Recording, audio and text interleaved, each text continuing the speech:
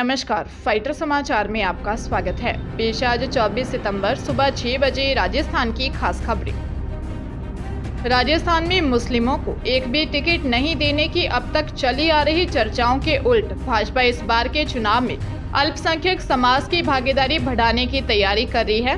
प्रदेश के 40 मुस्लिम बहुल सीटों में से जीत की संभावना तलाशने के लिए 15 सीटों पर पार्टी की ओर से मुस्लिम दावेदारों को लेकर सर्वे करवाया जा रहा है। इनमें कामा, हवा महल, मंडावा, लाडनू, नागौर, किशनपौल, सीकर, झुंझुनू, पोखरण, आदर्श नगर, कोटा उत्तर, टोंक, सवाईमाधोपुर, डेडवाना और धौलपुर सीट बताई जा रही है।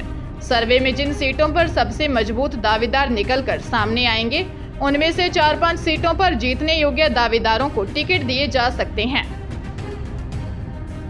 कोटा जिले में छेड़छाड़ के मामले में पोक्सो कोर्ट ने आरोपी अंकित उर्फ अमरलाल को 3 साल के कठोर कारावास की सजा सुनाई है।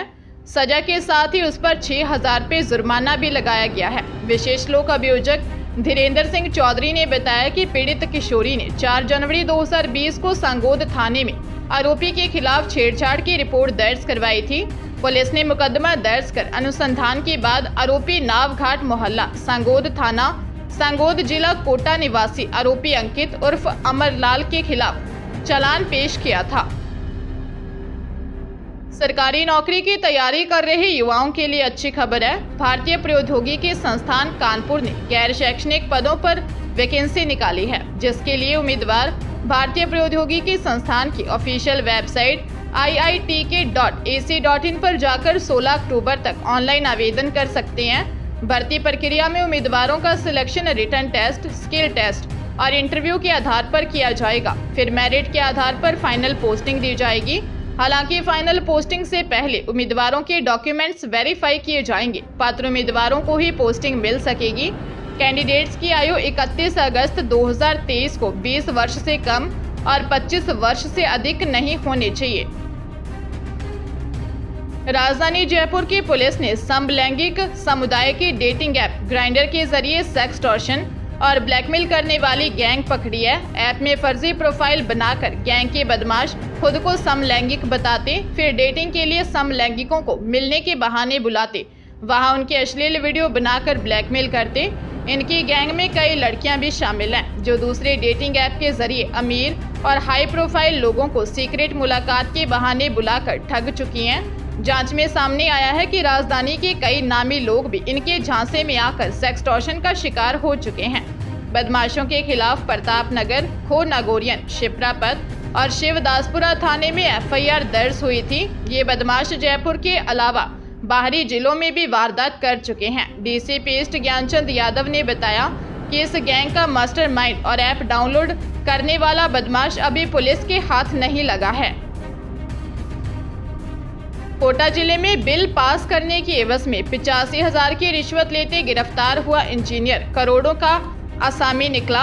ACB की टीम ने कृषि विपणन बोर्ड के AN राधेश्याम गुप्ता के घर की तलाशी ली। घर में 1,70,000 रुपये, उसके परिजनों के बैंक खातों में 12,50,000 व 9 लाख की FD मिली। जयपुर, कोटा व सवाईमाधोपुर में 3 प्लॉट व 2 मकान के दस्तावेज मिले हैं। कोटा की महावीर नगर विस्तार योजना में 70 से 80 लाख आलीशान मकान है।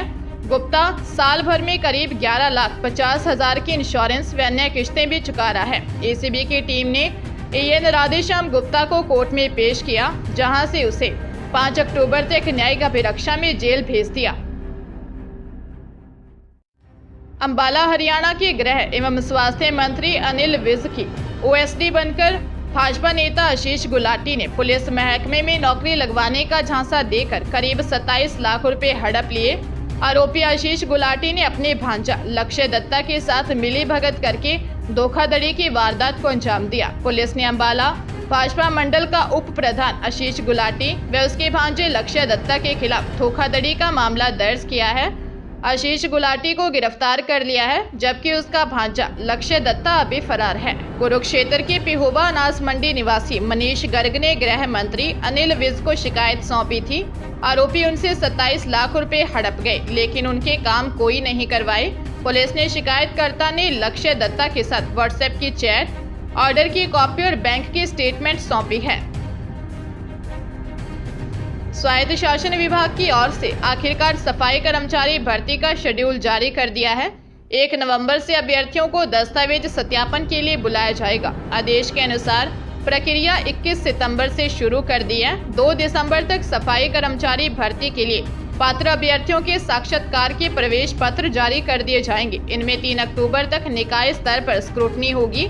25 नवंबर से दस्तावेज सत्यापन होगा। प्रदेश के 176 नगरीय निकायों में 13,184 पद पर सफाई कर्मचारियों की भर्ती होनी है। इन पर प्रदेश भर के 8,39,822 अभ्यर्थियों ने आवेदन किया है। इसमें सबसे ज्यादा ग्रेटर निगम के 3.35 लाख आवेदन आए हैं। डूंगरपुर साइबर सेल ने ऑनलाइन ठगी के शिकार एक व्यक्ति को 1 लाख रुपए रिफंड करवाए हैं। योनो ऐप पर पैन कार्ड अपडेट करने के नाम पर पीड़ित से 1,34,000 रुपए की ऑनलाइन ठगी हुई थी। 1 लाख रुपए रिफंड होने के बाद पीड़ित ने राहत की सांस ली है। एसपी कुंदन कंवरिया ने बताया कि मणिलाल पाटीदार निवासी सकानी ने बताया कि उसके मोबाइल पर एक टेक्स्ट मैसेज आया। इसमें योनो एप्लीकेशन में नेट बैंकिंग को चालू रखने के लिए पैन कार्ड को अपडेट करने की बात कही। इसके बाद नीचे दिए गए लिंक पर फॉर्म भरने के लिए कहा।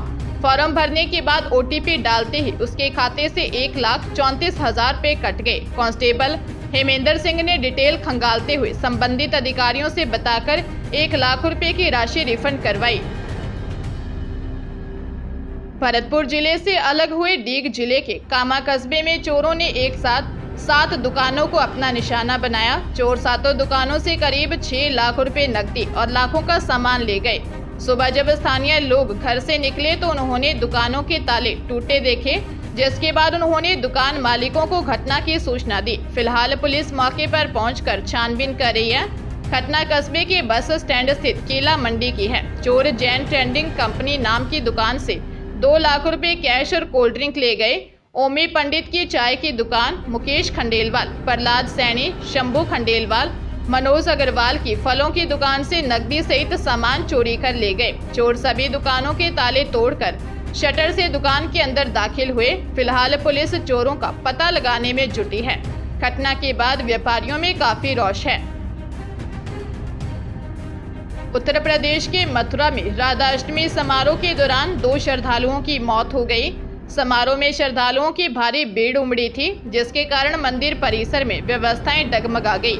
2 लोगों की मौत की जानकारी मिलने के बाद प्रशासनिक अधिकारी मौके पर पहुंचे और जायजा लिया। जानकारी के अनुसार मथुरा के बरसाना में राधा रानी जन्म उत्सव में शामिल होने बड़ी संख्या में श्रद्धालु पहुंच गए। इस दौरान भीड़ के कारण 2 श्रद्धालुओं की मौत हो गई।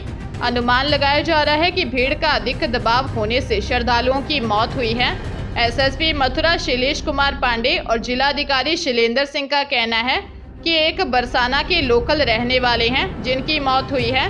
वही दूसरी महिला श्रद्धालु मंदिर परिसर से नीचे थी जिनकी मौत हुई है।